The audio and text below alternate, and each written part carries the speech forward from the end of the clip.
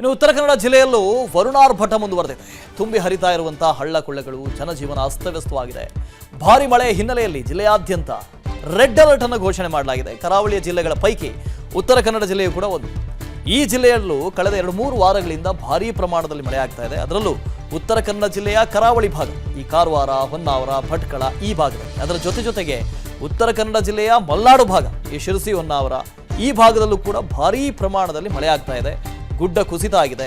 ಹೊನ್ನಾವರದ 12 ಕಾಳಜಿ ಕೇಂದ್ರಗಳಲ್ಲಿ 437 ಮಂದಿಗೆ ಆಶ್ರಯ ಕೊಡಲಾಗಿದೆ. ಈಗಾಗಲೇ ಆಶ್ರಯ ನೆಲೆಗಳನ್ನು ಸ್ಥಾಪಿಸಲಾಗಿದೆ. ಕುಮಟಾ, ಹೊನ್ನಾವರ ತಾಲೂಕಿನ ಶಾಲಾ ಕಾಲೇಜುಗಳಿಗೂ ಕೂಡ ರಜೆ ಘೋಷಣೆ ಮಾಡಲಾಗಿದೆ. NDRF ತಂಡದಿಂದ ಗುದ್ನಕಟ್ಟು ಗ್ರಾಮದ 60 ಜನರನ್ನು ರಕ್ಷಣೆ ಮಾಡಲಾಗಿದೆ, ಸ್ಥಳಾಂತರ ಮಾಡಲಾಗಿದೆ. ಒಂದಷ್ಟು ಗಂಜಿ ಕೇಂದ್ರಗಳು, ಕಾಳಜಿ ಕೇಂದ್ರಗಳನ್ನು ಸ್ಥಾಪಿಸಿದ್ದಾರೆ. ಕುಮಟಾ, ಹೊನ್ನಾವರ ತಾಲೂಕಿನ ಶಾಲಾ ಕಾಲೇಜುಗಳಿಗೆ ರಜೆ ಇರುತ್ತೆ. ಸಮುದ್ರಕ್ಕೆ ಇಳಿಯದಂತೆ ಹವಾಮಾನ ಇಲಾಖೆ ಮುನ್ಸೂಚನೆ ಕೊಟ್ಟಿದೆ. ಮುಂದಿನ 3 ದಿನಗಳವರೆಗೆ ಈ ಜಿಲ್ಲೆಯಲ್ಲೂ ಕೂಡ ರೆಡ್ ಅಲರ್ಟ್ ಇರುತ್ತೆ. ಸಂದೀಪ್ ಇದ್ರ ಬಗ್ಗೆ ಡೀಟೇಲ್ಸ್ ಅನ್ನು ಕೊಡ್ತಾ ಹೋಗ್ತಾರೆ. ಲೈವ್ ನಲ್ಲಿ ಜಾಯ್ನ್ ಆಗ್ತಾರೆ. ಗುಡ್ ಮಾರ್ನಿಂಗ್ ಸಂದೀಪ್, ನೀವು ಲೈವ್ ಕೊಡ್ತಾ ಇದ್ದೀರಿ ಅಂದ್ರೆ ಸ್ವಲ್ಪ ಮಳೆ ಪ್ರಮಾಣ ತಗ್ಗಿದೆ ಅಂತ ಲೆಕ್ಕ. 1-2 ವಾರದಿಂದ ಮಳೆ ಆಗ್ತಾ ಇತ್ತು, ವಿಪರೀತ ಪ್ರಮಾಣದಲ್ಲಿ ಮಳೆ ಆಗ್ತಾ ಇತ್ತು. ಎಲ್ಲೆಲ್ಲಿ ಏನೆಲ್ಲ ಅನಾಹುತ ಆಗಿದೆ, ಮುನ್ನೆಚ್ಚರಿಕೆ ಕ್ರಮ ಯಾರು ತಗೊಂಡಿದ್ದಾರೆ? Yes, good morning Vasudev. ಈಗಾಗಲೇ ಏನಂತಂದ್ರೆ ಉತ್ತರ ಕನ್ನಡ ಜಿಲ್ಲೆಯಾದ್ಯಂತ ಕಳೆದ 2-3 ವಾರಗಳಿಂದ ಮಳೆಯ ಪ್ರಮಾಣ ಹೆಚ್ಚಾಗಿರುವಂಥದ್ದು. ಅದರಲ್ಲೂ ಕೂಡ ವಿಶೇಷವಾಗಿ ಏನು ಮಲೆನಾಡು ಭಾಗದಲ್ಲಿ ಮಳೆಯ ಪ್ರಮಾಣ ಹೆಚ್ಚಾದಂಥ ಸಂದರ್ಭದಲ್ಲಿ ನದಿಗಳಿಗೆ ಹೆಚ್ಚಿನ ಪ್ರಮಾಣದಲ್ಲಿ ನೀರು ಹರಿದು ಬರ್ತಾ ಇತ್ತು. ಇದರ ಎಫೆಕ್ಟ್ ಏನಿದೆ ಕರಾವಳಿ ಭಾಗಕ್ಕೆ ತಟ್ಟಿರುವಂಥದ್ದು. ಅದರಲ್ಲೂ ಕೂಡ ಕುಮಟಾ, ಹೊನ್ನಾವರ ಹಾಗೂ ಭಟ್ಕಳ ಭಾಗಗಳಲ್ಲಿ ನದಿಗಳೇನು ಗುಂಡುಬಾಳ ನದಿ ಇರ್ಬೋದು, ಶರಾವತಿ ಇರ್ಬೋದು, ಜೊತೆಗೆ ಅಘನಾಶಿನಿ ನದಿಗಳು ತುಂಬಿ ಹರಿದ ಪರಿಣಾಮವಾಗಿ ಸಾಕಷ್ಟು ಕಡೆಗಳ ಏನು ತಗ್ಗು ಪ್ರದೇಶಗಳೇನಿತ್ತು ಆ ಎಲ್ಲ ಪ್ರದೇಶಗಳು ಜಲಾವೃತಗೊಂಡು ಈಗಾಗಲೇ ಜನರನ್ನ ಸ್ಥಳಾಂತರ ಮಾಡುವಂತಹ ಒಂದು ಪರಿಸ್ಥಿತಿ ನಿರ್ಮಾಣ ಆಗಿತ್ತು. ಈಗಾಗಲೇ ಜಿಲ್ಲೆಯಲ್ಲಿ 2 NDRF ತಂಡಗಳು ಕಾರ್ಯಾಚರಣೆಯನ್ನ ನಡೆಸ್ತಾ ಇದೆ. ನಿನ್ನೆ ಕೂಡ ಏನು 60ಕ್ಕೂ ಅಧಿಕ ಮಂದಿಯನ್ನ ಈಗಾಗಲೇ ಏನು ನೆರೆ ಆವೃತ ಪ್ರದೇಶದಿಂದ ಸ್ಥಳಾಂತರ ಮಾಡಿ ಕಾಳಜಿ ಕೇಂದ್ರಗಳಿಗೆ ರವಾನೆ ಮಾಡಿರುವಂಥದ್ದು. ಮುಂಜಾಗ್ರತಾ ಕ್ರಮವಾಗಿ 2 ತಾಲೂಕುಗಳು ಅಂದ್ರೆ ಕುಮಟಾ ಮತ್ತೆ ಹೊನ್ನಾವರ ತಾಲೂಕಿನ ಶಾಲೆಗಳಿಗೆ ರಜೆನ ಕೂಡ ಜಿಲ್ಲಾಧಿಕಾರಿಗಳು ಘೋಷಣೆ ಮಾಡಿರುವಂಥದ್ದು. ನಿನ್ನೆಯಿಂದ ಏನು ಮಳೆ ಕೊಂಚ ಬಿಡುವನ್ನು ಕೊಟ್ಟಿರುವಂಥದ್ದು. ಆದ್ರೆ ಆ ಮಳೆಯ ಪರಿಣಾಮ ಏನಿದೆ ಕುಮಟಾ, ಹೊನ್ನಾವರ ಮತ್ತೆ ಭಟ್ಕಳ ಭಾಗಗಳಲ್ಲಿ ಇನ್ನೂ ಕೂಡ ಅದೇ ರೀತಿಯಾಗಿದೆ.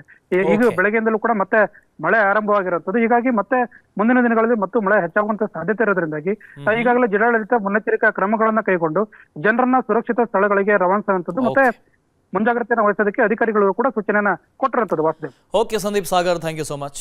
ಇನ್ನು ಉತ್ತರ ಕನ್ನಡ ಜಿಲ್ಲೆಯಲ್ಲೂ ವರುಣಾರ್ಭಟ ಮುಂದುವರೆದಿದೆ. ತುಂಬಿ ಹರಿತಾ ಇರುವಂತಹ ಹಳ್ಳ ಕೊಳ್ಳಗಳು, ಜನಜೀವನ ಅಸ್ತವ್ಯಸ್ತವಾಗಿದೆ. ಭಾರಿ ಮಳೆ ಹಿನ್ನೆಲೆಯಲ್ಲಿ ಜಿಲ್ಲೆಯಾದ್ಯಂತ ರೆಡ್ ಅಲರ್ಟ್ ಅನ್ನು ಘೋಷಣೆ ಮಾಡಲಾಗಿದೆ. ಕರಾವಳಿಯ ಜಿಲ್ಲೆಗಳ ಪೈಕಿ ಉತ್ತರ ಕನ್ನಡ ಜಿಲ್ಲೆಯೂ ಕೂಡ ಒಂದು. ಈ ಜಿಲ್ಲೆಯಲ್ಲೂ ಕಳೆದ 2-3 ವಾರಗಳಿಂದ ಭಾರೀ ಪ್ರಮಾಣದಲ್ಲಿ ಮಳೆ ಆಗ್ತಾ ಇದೆ. ಅದರಲ್ಲೂ ಉತ್ತರ ಕನ್ನಡ ಜಿಲ್ಲೆಯ ಕರಾವಳಿ ಭಾಗ, ಈ ಕಾರವಾರ, ಹೊನ್ನಾವರ, ಭಟ್ಕಳ ಈ ಭಾಗದಲ್ಲಿ, ಅದರ ಜೊತೆಗೆ ಉತ್ತರ ಕನ್ನಡ ಜಿಲ್ಲೆಯ ಮಲ್ನಾಡು ಭಾಗ, ಈ ಶಿರಸಿ, ಹೊನ್ನಾವರ ಈ ಭಾಗದಲ್ಲೂ ಕೂಡ ಭಾರೀ ಪ್ರಮಾಣದಲ್ಲಿ ಮಳೆ ಆಗ್ತಾ ಇದೆ. ಗುಡ್ಡ ಕುಸಿತ ಆಗಿದೆ. ಹೊನ್ನಾವರದ 12 ಕಾಳಜಿ ಕೇಂದ್ರಗಳಲ್ಲಿ 437 ಮಂದಿಗೆ ಆಶ್ರಯ ಕೊಡಲಾಗಿದೆ. ಈಗಾಗಲೇ ಆಶ್ರಯ ನೆಲೆಗಳನ್ನು ಸ್ಥಾಪಿಸಲಾಗಿದೆ. ಕುಮಟಾ, ಹೊನ್ನಾವರ ತಾಲೂಕಿನ ಶಾಲಾ ಕಾಲೇಜುಗಳಿಗೂ ಕೂಡ ರಜೆ ಘೋಷಣೆ ಮಾಡಲಾಗಿದೆ. NDRF ತಂಡದಿಂದ ಗುದ್ನಕಟ್ಟು ಗ್ರಾಮದ 60 ಜನರನ್ನು ರಕ್ಷಣೆ ಮಾಡಲಾಗಿದೆ, ಸ್ಥಳಾಂತರ ಮಾಡಲಾಗಿದೆ. ಒಂದಷ್ಟು ಗಂಜಿ ಕೇಂದ್ರಗಳು, ಕಾಳಜಿ ಕೇಂದ್ರಗಳನ್ನು ಸ್ಥಾಪಿಸಿದ್ದಾರೆ. ಕುಮಟಾ, ಹೊನ್ನಾವರ ತಾಲೂಕಿನ ಶಾಲಾ ಕಾಲೇಜುಗಳಿಗೆ ರಜೆ ಇರುತ್ತೆ. ಸಮುದ್ರಕ್ಕೆ ಇಳಿಯದಂತೆ ಹವಾಮಾನ ಇಲಾಖೆ ಮುನ್ಸೂಚನೆ ಕೊಟ್ಟಿದೆ. ಮುಂದಿನ 3 ದಿನಗಳವರೆಗೆ ಈ ಜಿಲ್ಲೆಯಲ್ಲೂ ಕೂಡ ರೆಡ್ ಅಲರ್ಟ್ ಇರುತ್ತೆ. ಸಂದೀಪ್ ಇದ್ರ ಬಗ್ಗೆ ಡೀಟೇಲ್ಸ್ ಅನ್ನು ಕೊಡ್ತಾ ಹೋಗ್ತಾರೆ. ಲೈವ್ ನಲ್ಲಿ ಜಾಯ್ನ್ ಆಗ್ತಾರೆ. ಗುಡ್ ಮಾರ್ನಿಂಗ್ ಸಂದೀಪ್, ನೀವು ಲೈವ್ ಕೊಡ್ತಾ ಇದ್ದೀರಿ ಅಂದ್ರೆ ಸ್ವಲ್ಪ ಮಳೆ ಪ್ರಮಾಣ ತಗ್ಗಿದೆ ಅಂತ ಲೆಕ್ಕ. 1-2 ವಾರದಿಂದ ಮಳೆ ಆಗ್ತಾ ಇತ್ತು, ವಿಪರೀತ ಪ್ರಮಾಣದಲ್ಲಿ ಮಳೆ ಆಗ್ತಾ ಇತ್ತು. ಎಲ್ಲೆಲ್ಲಿ ಏನೆಲ್ಲ ಅನಾಹುತ ಆಗಿದೆ, ಮುನ್ನೆಚ್ಚರಿಕೆ ಕ್ರಮ ಯಾರು ತಗೊಂಡಿದ್ದಾರೆ? Yes, good morning Vasudev. ಈಗಾಗಲೇ ಏನಂತಂದ್ರೆ ಉತ್ತರ ಕನ್ನಡ ಜಿಲ್ಲೆಯಾದ್ಯಂತ ಕಳೆದ 2-3 ವಾರಗಳಿಂದ ಮಳೆಯ ಪ್ರಮಾಣ ಹೆಚ್ಚಾಗಿರುವಂಥದ್ದು. ಅದರಲ್ಲೂ ಕೂಡ ವಿಶೇಷವಾಗಿ ಏನು ಮಲೆನಾಡು ಭಾಗದಲ್ಲಿ ಮಳೆಯ ಪ್ರಮಾಣ ಹೆಚ್ಚಾದಂತ ಸಂದರ್ಭದಲ್ಲಿ ನದಿಗಳಿಗೆ ಹೆಚ್ಚಿನ ಪ್ರಮಾಣದಲ್ಲಿ ನೀರು ಹರಿದು ಬರ್ತಾ ಇತ್ತು. ಇದರ ಎಫೆಕ್ಟ್ ಏನಿದೆ ಕರಾವಳಿ ಭಾಗಕ್ಕೆ ತಟ್ಟಿರುವಂಥದ್ದು. ಅದರಲ್ಲೂ ಕೂಡ ಕುಮಟಾ, ಹೊನ್ನಾವರ ಹಾಗೂ ಭಟ್ಕಳ ಭಾಗಗಳಲ್ಲಿ ನದಿಗಳೇನು ಗುಂಡುಬಾಳ ನದಿ ಇರ್ಬೋದು, ಶರಾವತಿ ಇರ್ಬೋದು, ಜೊತೆಗೆ ಅಘನಾಶಿನಿ ನದಿಗಳು ತುಂಬಿ ಹರಿದ ಪರಿಣಾಮವಾಗಿ ಸಾಕಷ್ಟು ಕಡೆಗಳ ಏನು ತಗ್ಗು ಪ್ರದೇಶಗಳೇನಿತ್ತು ಆ ಎಲ್ಲ ಪ್ರದೇಶಗಳು ಜಲಾವೃತಗೊಂಡು ಈಗಾಗಲೇ ಜನರನ್ನ ಸ್ಥಳಾಂತರ ಮಾಡುವಂತಹ ಒಂದು ಪರಿಸ್ಥಿತಿ ನಿರ್ಮಾಣ ಆಗಿತ್ತು. ಈಗಾಗಲೇ ಜಿಲ್ಲೆಯಲ್ಲಿ 2 NDRF ತಂಡಗಳು ಕಾರ್ಯಾಚರಣೆಯನ್ನ ನಡೆಸ್ತಾ ಇದೆ. ನಿನ್ನೆ ಕೂಡ ಏನು 60ಕ್ಕೂ ಅಧಿಕ ಮಂದಿಯನ್ನ ಈಗಾಗಲೇ ಏನು ನೆರೆ ಆವೃತ ಪ್ರದೇಶದಿಂದ ಸ್ಥಳಾಂತರ ಮಾಡಿ ಕಾಳಜಿ ಕೇಂದ್ರಗಳಿಗೆ ರವಾನೆ ಮಾಡಿರುವಂಥದ್ದು. ಮುಂಜಾಗ್ರತಾ ಕ್ರಮವಾಗಿ 2 ತಾಲೂಕುಗಳು ಅಂದ್ರೆ ಕುಮಟಾ ಮತ್ತೆ ಹೊನ್ನಾವರ ತಾಲೂಕಿನ ಶಾಲೆಗಳಿಗೆ ರಜೆನ ಕೂಡ ಜಿಲ್ಲಾಧಿಕಾರಿಗಳು ಘೋಷಣೆ ಮಾಡಿರುವಂಥದ್ದು. ನಿನ್ನೆಯಿಂದ ಏನು ಮಳೆ ಕೊಂಚ ಬಿಡುವನ್ನು ಕೊಟ್ಟಿರುವಂಥದ್ದು. ಆದ್ರೆ ಆ ಮಳೆಯ ಪರಿಣಾಮ ಏನಿದೆ ಕುಮಟಾ, ಹೊನ್ನಾವರ ಮತ್ತೆ ಭಟ್ಕಳ ಭಾಗಗಳಲ್ಲಿ ಇನ್ನೂ ಕೂಡ ಅದೇ ರೀತಿಯಾಗಿದೆ.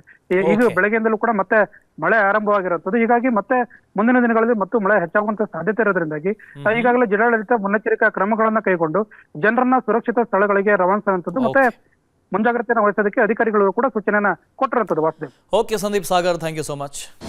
ಅನುಕ್ಷಣದ ಸುದ್ದಿಗಳಿಗಾಗಿ Vistara news YouTube channel subscribe ಮಾಡಿ. ಹೊಸ ಸುದ್ದಿಗಳ ನೋಟಿಫಿಕೇಶನ್ಗಾಗಿ ಬೆಲ್ ಐಕಾನ್ ಕ್ಲಿಕ್ ಮಾಡಿ. ಲೇಟೆಸ್ಟ್ ಅಪ್ಡೇಟ್ಸ್ಗಾಗಿ www.vistaranews.com ವೆಬ್ಸೈಟ್ಗೆ ವಿಸಿಟ್ ಮಾಡಿ. ಅಂಗೈಯಲ್ಲೇ ಜಗತ್ತಿನ ಸುದ್ದಿ ತಿಳಿಯಲು Vistara news Kannada app download ಮಾಡಿ.